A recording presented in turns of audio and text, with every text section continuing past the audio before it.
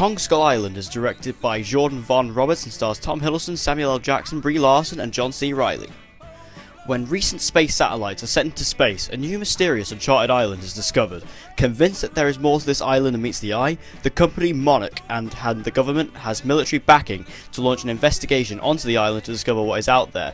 Joined by a brilliant tracker and a photojournalist, they travel to the island only to come face to face with a giant, magnificently huge ape named Kong, who is the self-proclaimed and famous king of the island. First off, the cast.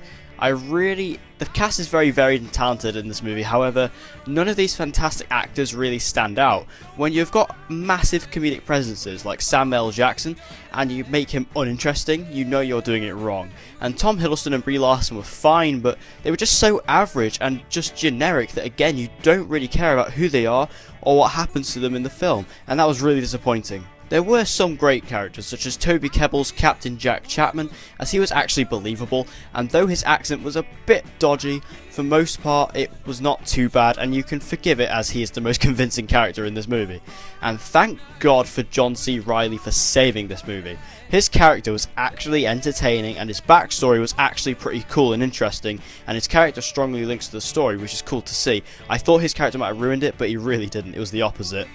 Now, the action scenes, to be fair, were awesome and full of destruction, and let's be honest, you have come to watch this movie to see Kong fighting loads of mythical creatures. And yes, Kong looks fantastic in the film, and when he is fighting other creatures, it is something to see.